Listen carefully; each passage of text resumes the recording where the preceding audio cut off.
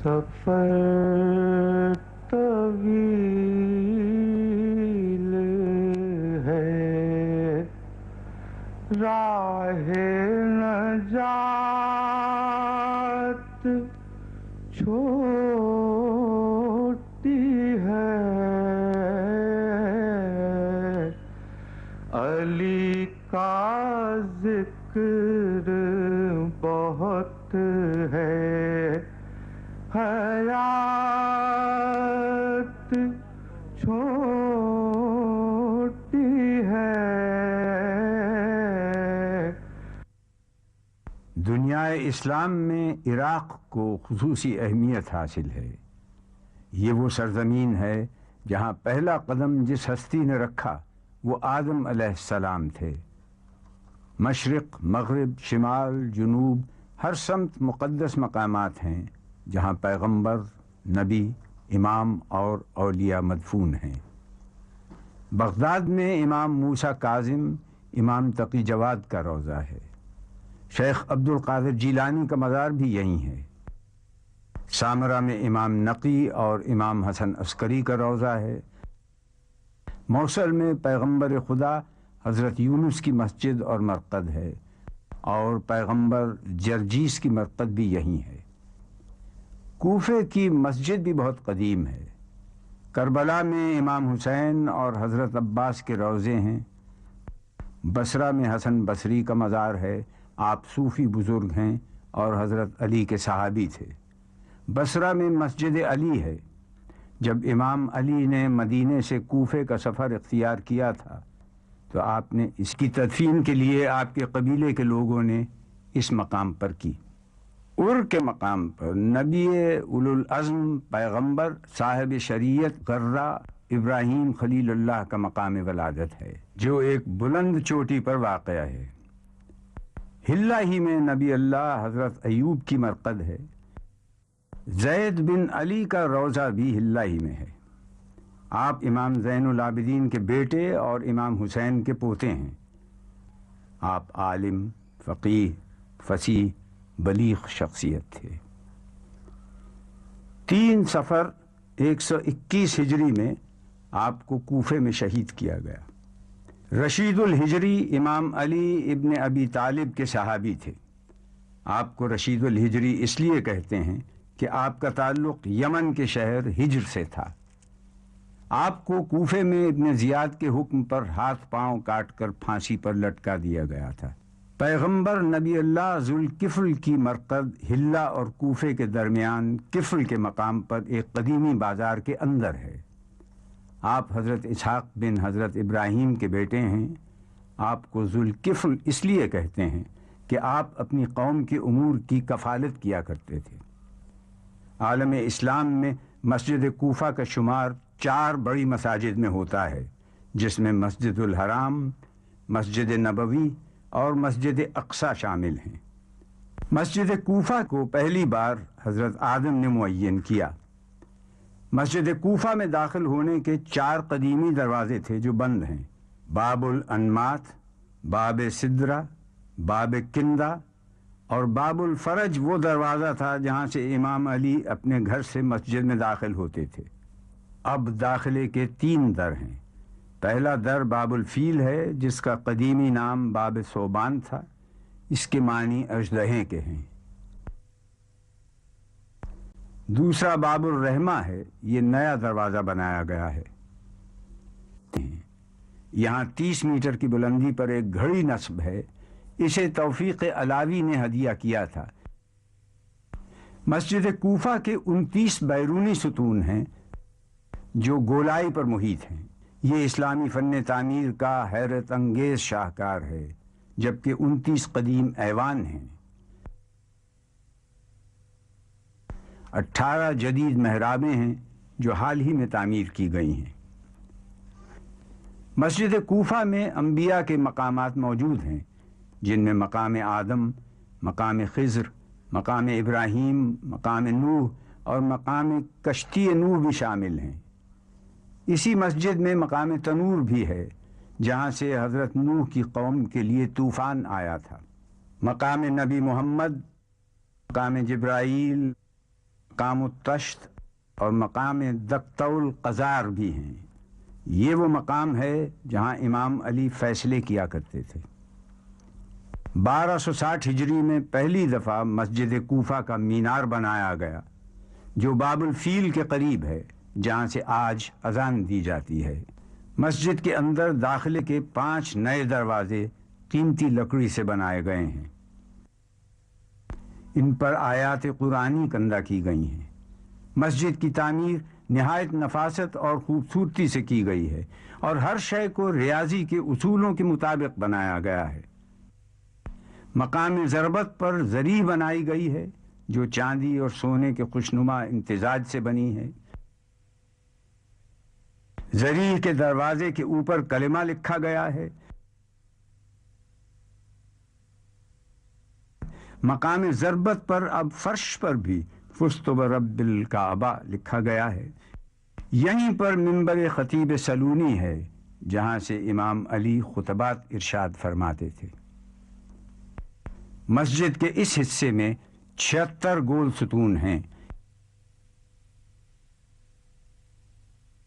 جن پر قیمتی سنگ مرمر لگایا گیا ہے اور سنگ مرمر پر نفیس نقش کاری کی گئی ہے جو سنگ تراش کی محنت کا منہ بولتا ثبوت ہے۔ مسجد کے وسیع و عریض ہال میں قیمتی قالین بچھائے گئے ہیں۔ مرکز میں بڑا فانوس ہے اور اطراف میں چھوٹے چھوٹے فانوس لگائے گئے ہیں۔ کئی 100 چھوٹی خوبصورت قندیلیں آویزاں کی گئی ہیں جن پر خط کوفی میں آیات لکھوائی گئی ہیں۔ مسجد کی دیواروں کے اطراف میں بھی قرآنی آیات نقش کی گئی ہیں۔ مسجد کی پوری چھت قیمتی لکڑی سے بنائی گئی ہے۔ ہنرمندوں نے بیل بوٹے بنا کر اپنی فنی صلاحیتوں کو اجاگر کیا ہے جو اپنا ایک دلکش منظر پیش کرتی ہے۔ مسجد کوفہ سے متصل حضرت مسلم ابن عقیل کا روضہ مبارک ہے۔ حضرت مسلم ابن عقیل کے روضے کے سامنے ہانی ابن عروہ کا روضہ ہے۔ مسجد کوفہ اور امام علی کے گھر کے درمیان قصر دارالامارہ وہ جگہ ہے جہاں آج حق و باطل کے درمیان خط فاصل کھینچنے والے دیکھ سکتے ہیں کہ یہ مقام عبرت ہے۔ مٹایا قیصر و کسریٰ کے استبداد کو جس نے، وہ کیا تھا؟ زور حیدر، فقر بوذر، صدق سلمانی۔ مسجد کوفہ سے متصل امام علی کا گھر ہے۔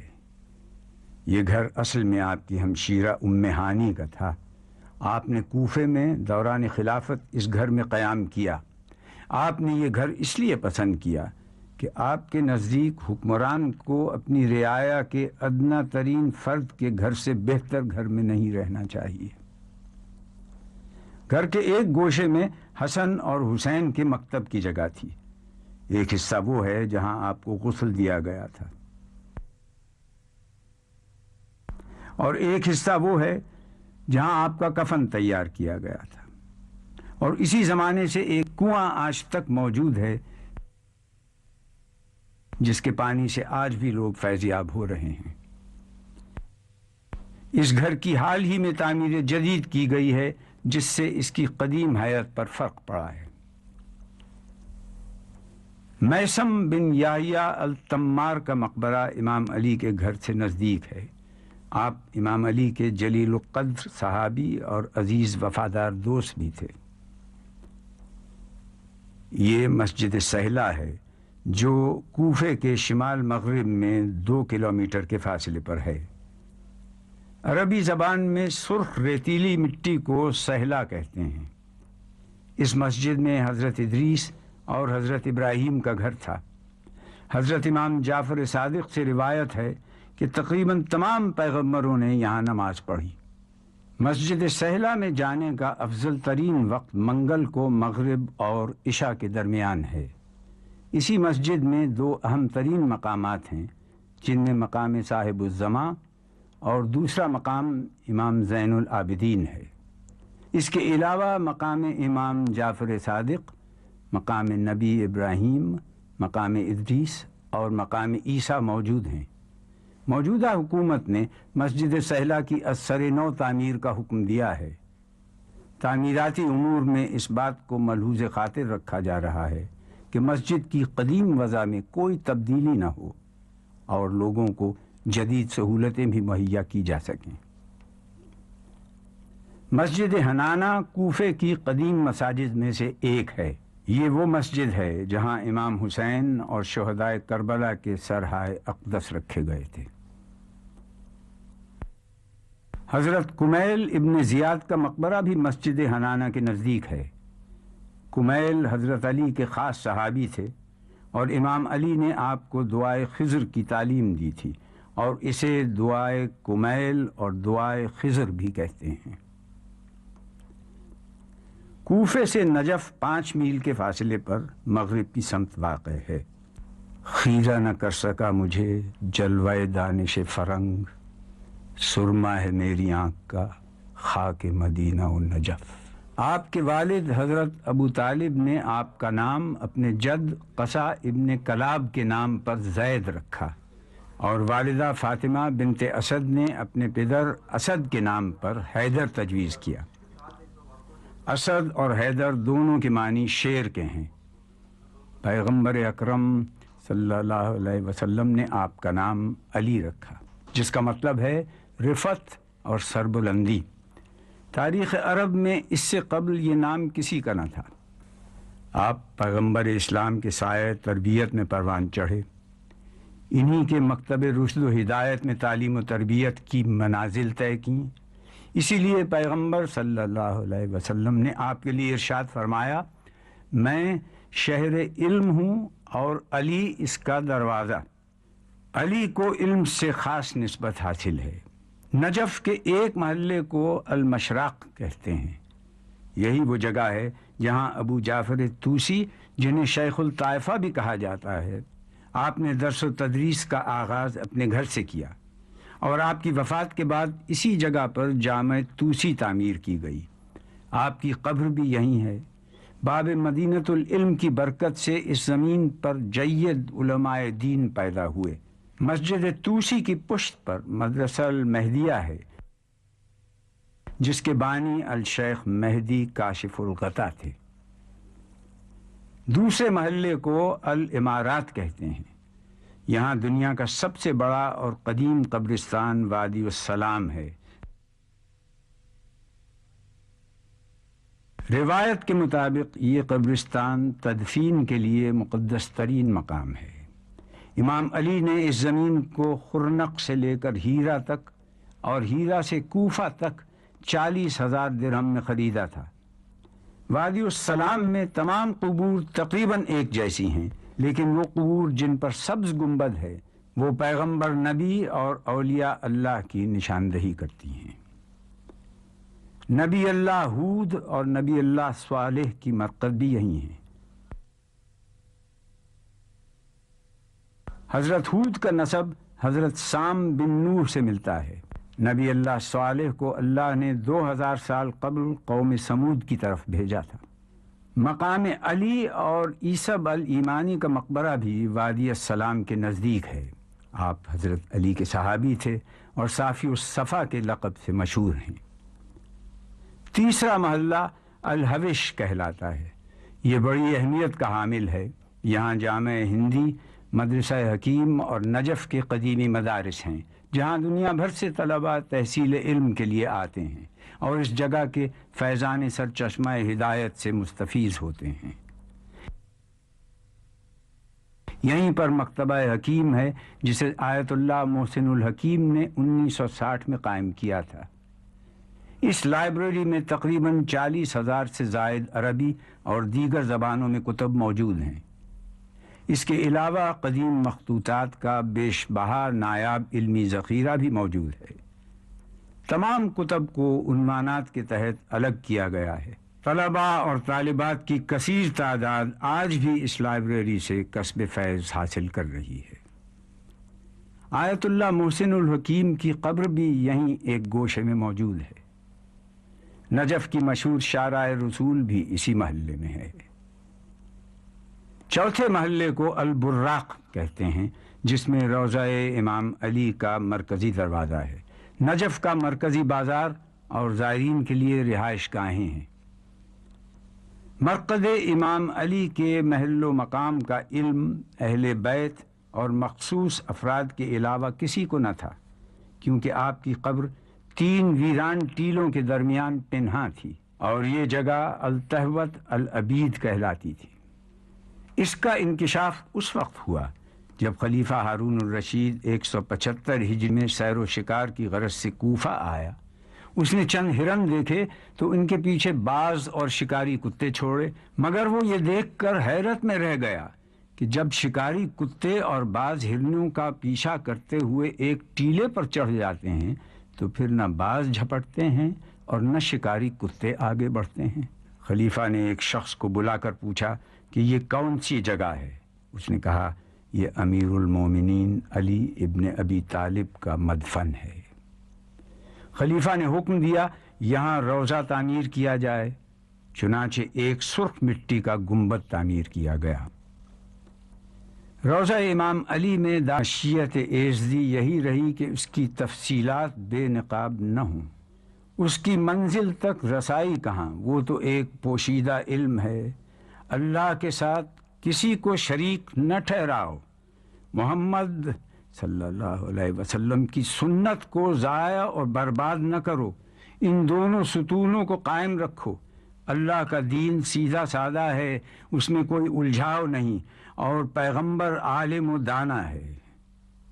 میں کل تمہارا ساتھی تھا، آج تمہارے لیے عبرت بنا ہوا ہوں، اور کل تم سے چھوٹ جاؤں گا۔ خدا تمہیں اور مجھے مغفرت عطا کرے۔ میں تم سے اس طرح رخصت ہو رہا ہوں جیسے کوئی شخص کسی کی ملاقات کے لیے چشم برآ ہو۔ کل تم میرے اس دور کو یاد کرو گے اور میری نیتیں کھل کر تمہارے سامنے آ جائیں گی، اور میری جگہ کے خالی ہونے اور دوسرے کے اس مقام پر آنے سے تمہیں میری قدر و منزل کی پہچان ہوگی۔ علی قائم اللیل اور صائم النہار تھے۔ ماہ رمضان کی 19ویں شب وہ تھی جس کا آپ کو بے چینی سے انتظار تھا۔ ہر روز روزہ رکھتا تھا وہ سرور عرب، ذکر خدا میں کٹتی تھی رو کر تمام شب۔ دنیا میں تھے پر ان کو نہ دنیا کی تھی طلب، فرماتے تھے یہ آتا تھا وقت نماز جب، میں کیا ہوں بندگی ہے میری کس شمار میں، عاجز ہوں میں عبادت پروردگار میں۔ نماز فجر کا وقت آیا، آپ اپنے گھر سے مسجد کوفے میں تشریف لائے، اذان فجر دی۔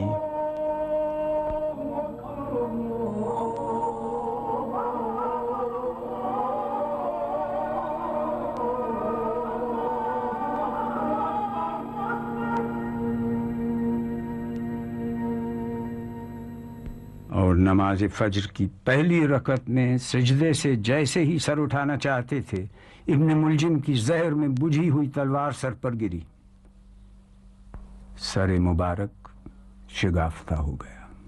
مسجد میں شیر حق کا دوپارہ ہوا جو سر ایک بار کانپنے لگے مسجد کے بام و در، ابلا لہو کہ ہو گئی محراب خون سے تر، ایک زلزلہ سا بس ہوا نازل زمین پر، گردوں پہ جبرائیل پکارے غضب ہوا، مسجد میں قتل آج امیر عرب ہوا۔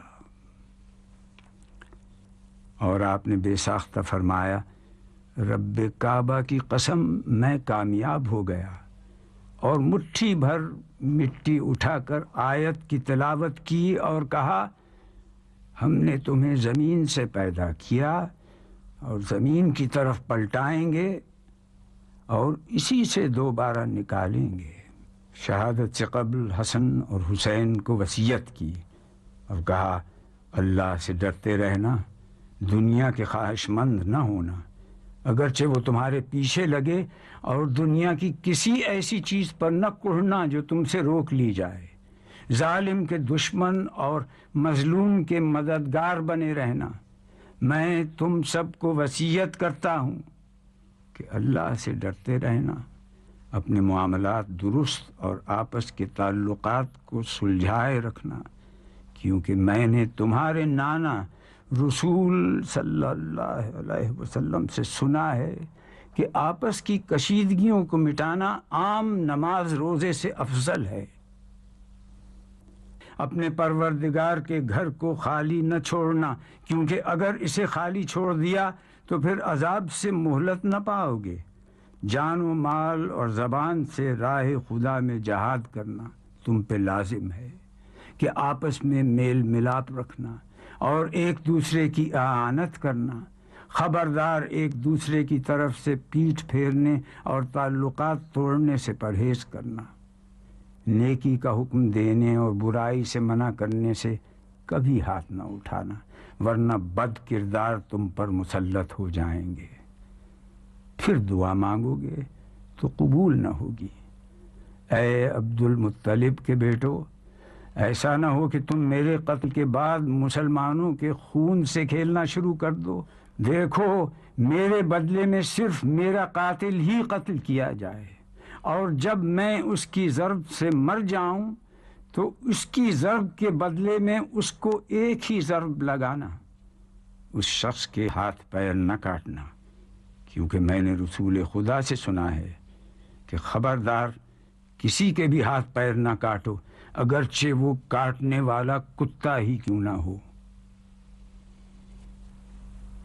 آخری الفاظ جو آپ کی زبان سے ادا ہوئے وہ سورہ احزاب کی آیت تھی جس کی ابتدا میں تلاوت کی گئی تھی۔ اس کا ترجمہ یہ ہے: یہ سب پیغمبر گزشتہ ایسے تھے کہ اللہ کے احکام کو پہنچایا کرتے تھے، اس باب میں اللہ ہی سے ڈرتے تھے اور اللہ کے سوا کسی سے نہ ڈرتے تھے، اور اللہ حساب لینے کے لیے کافی ہے۔